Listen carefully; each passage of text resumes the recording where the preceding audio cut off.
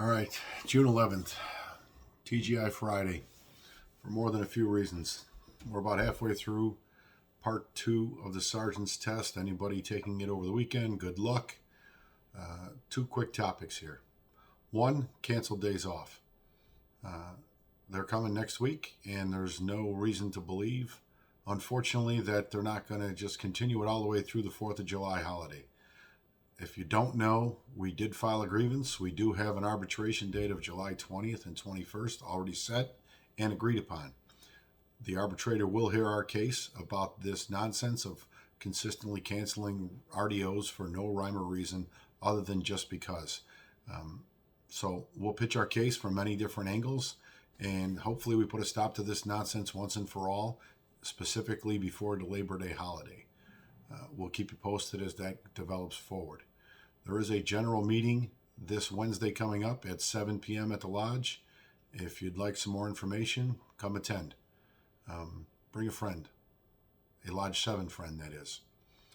Now let's talk about today's developments and this ridiculous press conference. She's getting really good at these ridiculous press conferences that the mayor had today, specifically to the officer who was arrested for alleged crimes in Washington, D.C. on January 6th. The superintendent talks about accountability and how important accountability is, along with many other things. He also talked about the alleged crimes and if true in one breath. And in the very next breath, he's literally saying this officer should have never been hired, etc. Talk about due process. Talk about waiting till the facts come out totally and this officer has his day in court, so to speak.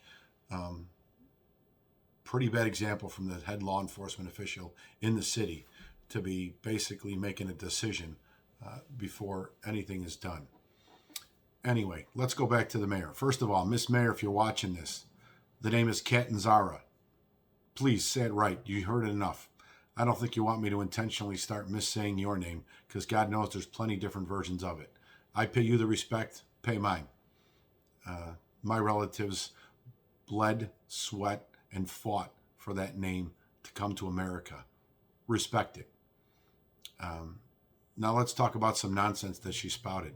She called me a white nationalist and a bigot. Pretty disgusting. Everything with this mayor is race, race, race. The superintendent even talked about, bias and all of this stuff.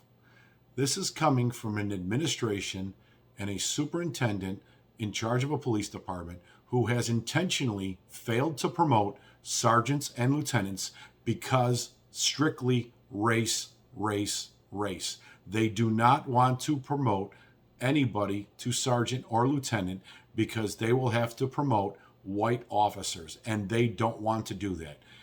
It was no doubt that it was many in the higher ups, but I had confirmation that it even was the superintendent at this point who's refusing to make these promotions and was trying to figure out a way around the system to promote merits in a quasi kind of fashion. And when he was told he couldn't do it, he was pretty frustrated by it. So who's the race baiters here?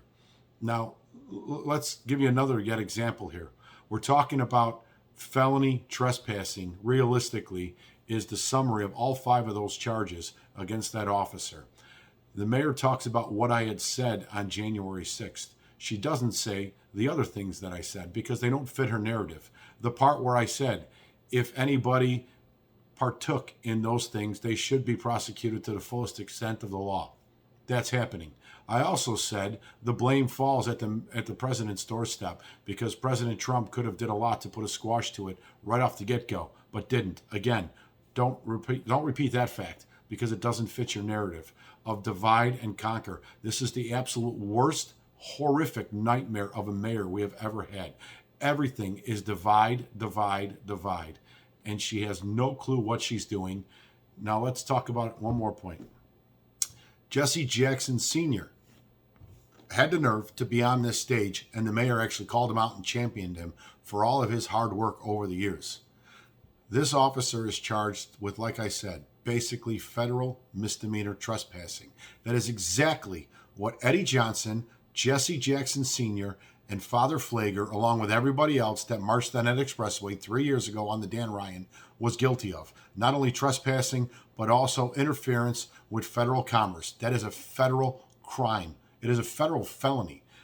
And yet, the mayor is championing Jesse as the example here. How can you have your cake and eat it too? How? Because you're a hypocrite.